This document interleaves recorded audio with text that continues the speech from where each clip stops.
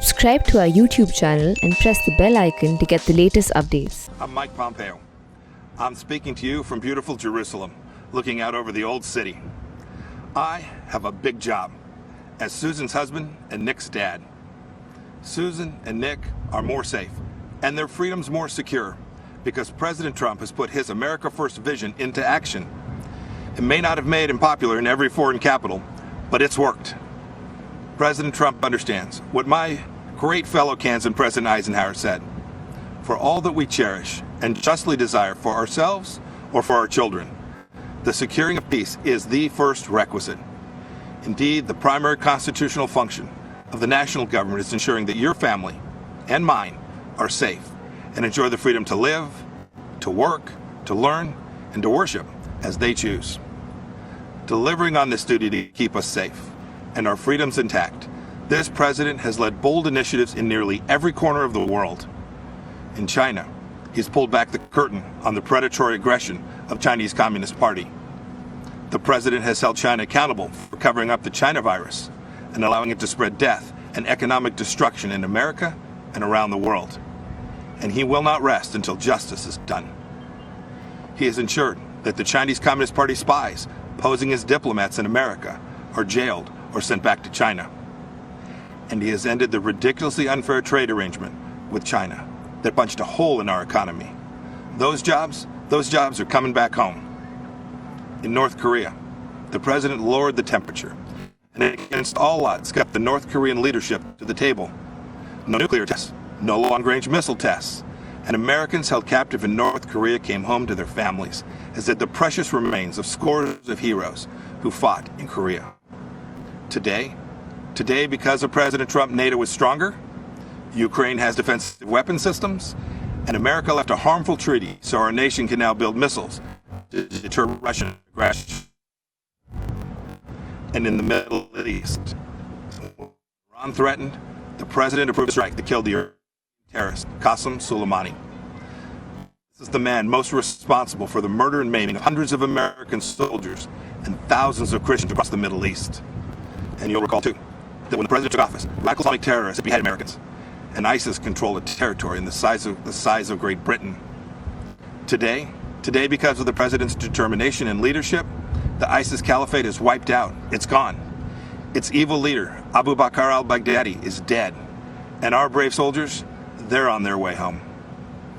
The president exited the U.S. from the disastrous nuclear deal with Iran and squeezed the Ayatollah, Hezbollah, and Hamas.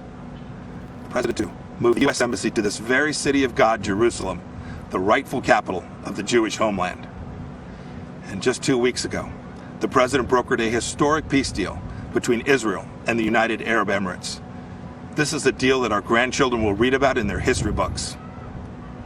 You know, as a soldier, I saw firsthand people desperate to flee to freedom. The way each of us can best ensure our freedoms is by electing leaders who don't just talk, but who deliver. An American hostage, imprisoned in Turkey for 2 years, Pastor Andrew Brunson, said upon his release that he survived his ordeal with these words of Scripture: "Be faithful, endure, and finish well. If we stay the course, we will." May God richly bless you, and may God bless our great nation, the United States of America. Good evening. It seems like just yesterday that we were at our first convention, where my husband accepted the Republican nomination and became our 45th President of the United States. He had the energy and enthusiasm for who should lead this nation. It is real today as it was 4 years ago. I know I speak for my husband and the entire family when I say we have not forgotten the incredible people who were willing to take a chance on the businessmen who had never worked in politics. We know it was you who elected him to be Commander-in-Chief, and we know it is you who will carry us through again. We were humbled by the incredible support then, and we are still grateful today. I want to acknowledge the fact that since March, Our lives have changed drastically. The invisible enemy, COVID-19, swept across our beautiful country and impacted all of us. My deepest sympathy goes out to everyone who has lost a loved one, and my prayers are with those who are ill or suffering. I know many people are anxious and some feel helpless. I want you to know you're not alone. My husband's administration will not stop fighting until there is an effective treatment or vaccine available to everyone. Donald will not rest until he has done all he can to take care of everyone impacted by this terrible pandemic. I want to extend my gratitude to all of the healthcare professionals, frontline workers, and teachers who stepped up in these difficult times. Despite the risk to yourselves and your own families, you put our country first, and my husband and I are grateful. I have been moved by the way Americans have come together in such an unfamiliar and often frightening situation. It is in times like this that we will look back and tell our grandchildren that through kindness and compassion, strength and determination, we were able to restore the promise of our future. Businesses stepped up and volunteers stepped in. People were eager to share ideas, resources, and support of all kinds with neighbors and strangers alike.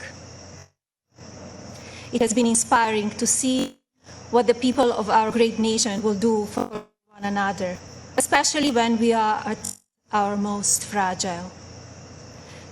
Speaking of strength and determination, we recently celebrated the 100-year anniversary of the passage of the 19th Amendment.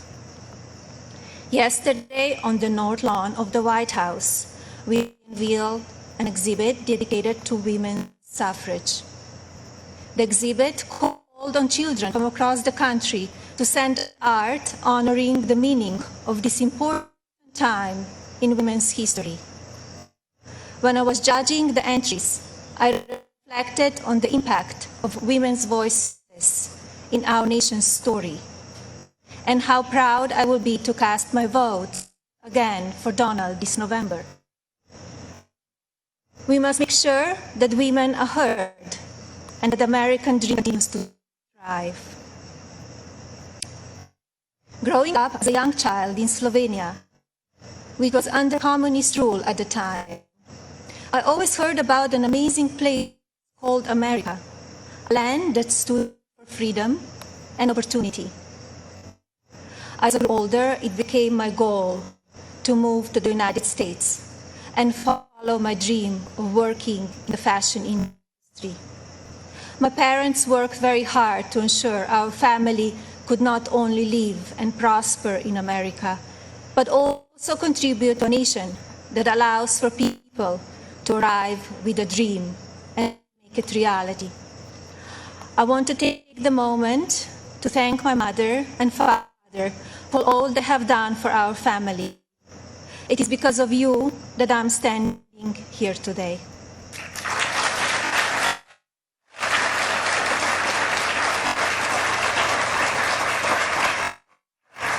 I arrived in the United States when I was 26 years old. Living and working in the land of opportunity was a dream come true, but I wanted more. I wanted to be a citizen. After 10 years of paperwork and patience, I studied for the test in 2006 and became an American citizen.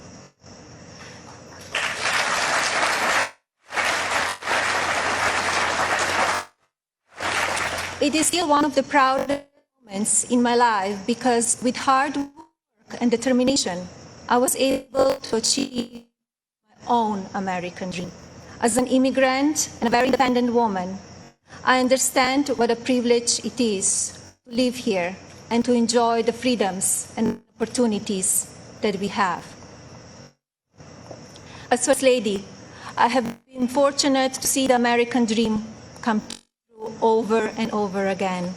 I have met many inspiring women, children, parents, and families who have overcome life-changing issues that include addiction, homelessness, family members who are ill or have passed away, abuse of all kinds, and many other challenges that would make most people give up. The past 3.5 years have been unforgettable. There are no words to describe how honored, humbled, and fortunate I am to serve our nation as your First Lady. After many of the experiences I've had, I don't know if I can fully explain how many people I take home with me in my heart each day. From brave soldiers who give up so much so that we can be free, to children of all circumstances who I have met around the world. Thank you for inspiring me. It is my greatest honor to serve you. When I speak to members of the military, despite sacrificing time with their families, experience the fear of war or suffering loss, they have no regrets about serving our country. The same goes for their families and the families of first responders who often watch their loved ones walk out the door, not sure if or when they will come home.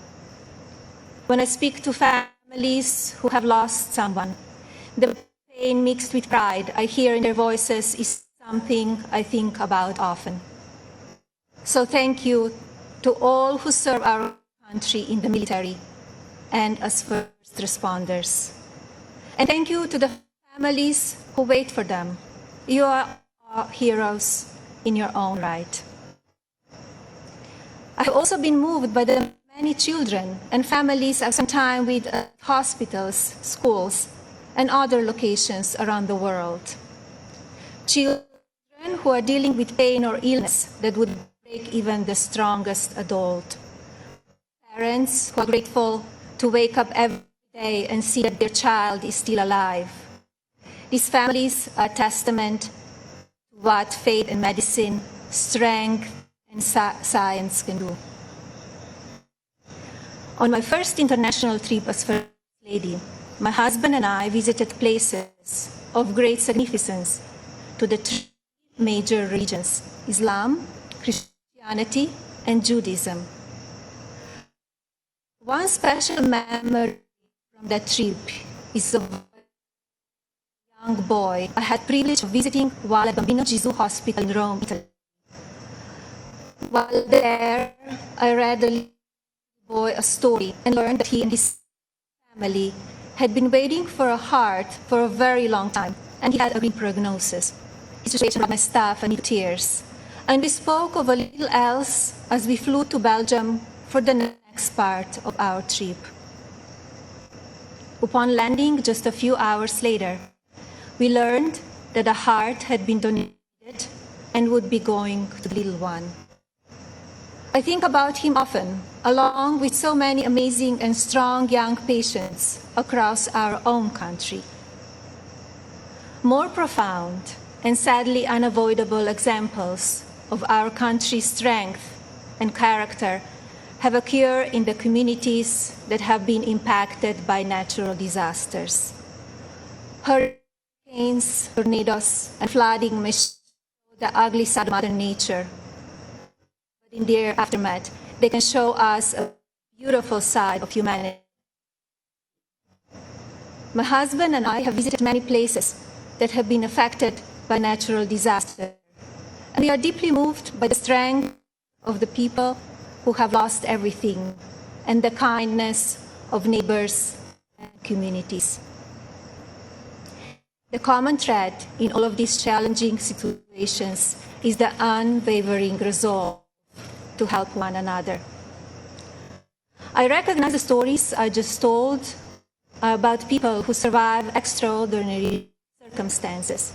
But Donald and I are also inspired by the millions of Americans who wake up each day with a simple yet courageous goal of providing for their families and keeping them safe. You are the backbone of this country.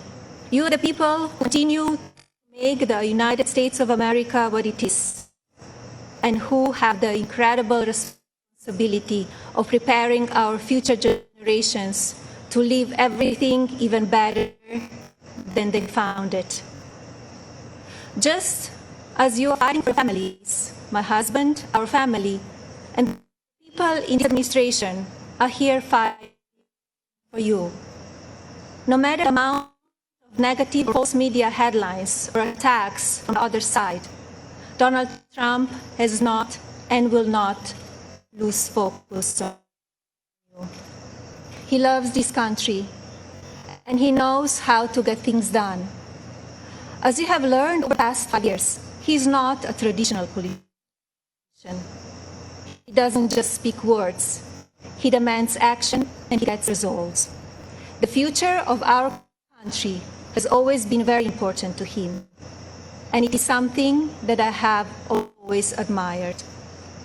In fact, it is to help ensure a better future for our next generation that I launched Be Best, my initiative to help children achieve their fullest potential. Be Best has one simple goal: teaching youth about the importance of their well-being, both mentally and physically. This also includes understanding online safety and the dangers of opioid and drug abuse. Through Be Best, my office and I have been able to highlight people, programs, and organizations that are doing extraordinary things in our country and around the world. I continue to believe that by shining a light on these positive examples, others across the country and globe will become inspired to do their part for our next generation. Helping children is not a political goal. It is our moral imperative. When I think back to a defining moment of Be Best, my mind goes to a trip I took to Africa. On that vast and beautiful continent, I was able to visit the countries of Ghana, Malawi, Kenya, and Egypt. One of those visits, in particular, had a profound impact on me. Ghana, on the coast of West Africa, was the first stop on my trip, and I experienced firsthand its warm people and their traditions. While there, I visited the Cape Coast Castle and learned more about the beginning of a cruel and often deadly journey in the era of the slave trade. I was horrified when I listened to the guide tell me so many inhumane stories, and I gained new perspectives. It is time in our history we must never forget, so that we can ensure that it never happens again. Like all of you, I have reflected on the racial unrest in our country. It is a harsh reality that we are not proud of parts of our history. I encourage people to focus on our future while still learning from our past. We must remember that today we are all one community, comprised of many races, religions, and ethnicities. Our diverse and storied history is what makes our country strong, and yet we still have so much to learn from one another. With that in mind, I like to call on the citizens of this country to take a moment, pause, and look at things from all perspectives. I urge people to come together in a civil manner so we can work and live up to our standard American ideals. I also ask people to stop the violence and looting being done in the name of justice, and never make assumptions based on the color of a person's skin. Instead of tearing things down, let's reflect on our mistakes, be proud of our evolution, and look to our way forward. Every day, let us remember that we are one nation under God, and we need to cherish one another. My husband's administration has worked to try and effect change when it comes to issues around race and religion in this country. He's the first president to address a special session of the United Nations General Assembly to call upon countries across the world to end religious persecution and honor the right of every person to worship as they choose. He has made substantial investments in our historically Black colleges and universities. This president also continues to fight for school choice, giving parents more options to help their children flourish. My husband knows how to make change.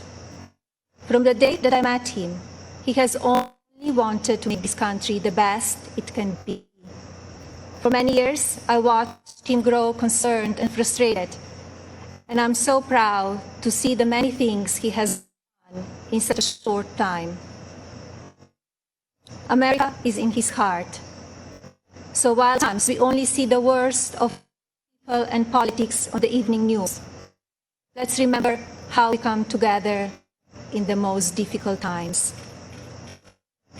And while debate rages on about issues of race, let's focus on the strides we have made and work together for a better tomorrow for everyone.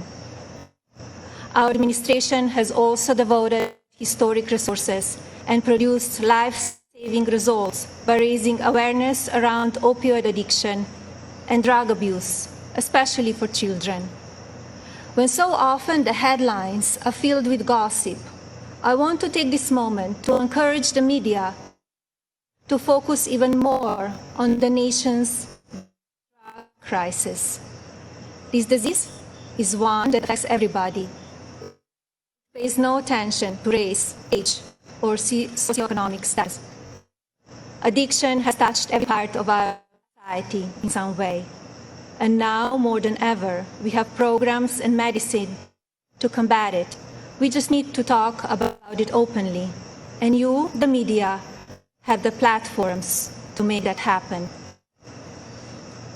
To the media industry and as a country, I ask that we all commit to helping in our fight against drug addiction and talking about it even more. Especially as we battle the COVID pandemic, we need to remember that suicides are on the rise. People who are struggling with loneliness and addiction feel they have nowhere to turn. Parents, please talk to children. Teachers and caregivers, pay attention to signs of addiction. Lawmakers, pass legislation that allows those who ask for help to do so safely and without fear, and to provide resources for organizations that help people impacted by addiction. When the stigma is removed, people will no longer be ashamed to ask for help, and lives will be saved. And if you're struggling with addiction, there is no shame in your illness. Please seek help. You're worth it. In my next 4 years as First Lady, I will continue to build upon Be Best and work with individual states to pass legislation to take care of our most vulnerable. I plan to continue the work I have started with children in foster care, as well as the minority communities and tribal nations. I want to ensure children are being protected and communities have the resources needed to combat drug addiction and child neglect or abuse. Like my husband and the administration, I will continue to encourage education that supports a child's individual needs. It is vital that children are given the building blocks to succeed. I also look forward to continue my work to restore the People's House, which is a lasting symbol of pride for our nation. I believe this iconic home needs to be cared for and preserved so it can be enjoyed by the people of this country and visitors from around the world for years to come. I'm passionate about this beautiful house, grounds, and all they represent. And now I have a special message for the mothers of this country. This modern world is moving so fast, and our children face challenges that seem to change every few months. Just like me, I know many of you watch how mean and manipulative social media can be. And just like me, I'm sure many of you are looking for answers how to talk to your children about the downside of technology and relationships with their peers. Like every parent in this country, I feel there are so many lessons to teach our son and responsibilities as his mother, but there are just not enough hours in the day to do it all. I remind myself that I'm more fortunate than most. I still have days that I look for wisdom and strength to do the very best I can for him. To mothers and parents everywhere, you are warriors. In my husband, you have a president who will not stop fighting for you and your families. I see how hard he works each day and night, and despite the unprecedented attacks from the media and opposition, he will not give up. In fact, if you tell him he cannot be done, he just works harder.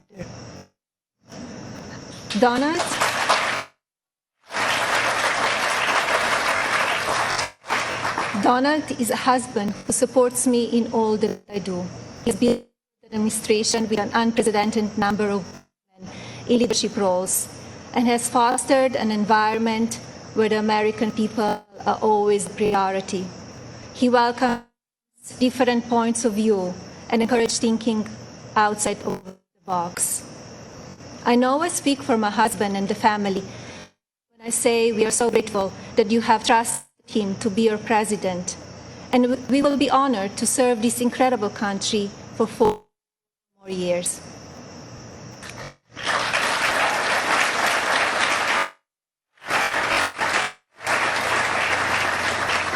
As you have heard this evening, I don't want to use this precious time attacking the other side, because as we saw last week, that kind of talk only serves to divide the country further.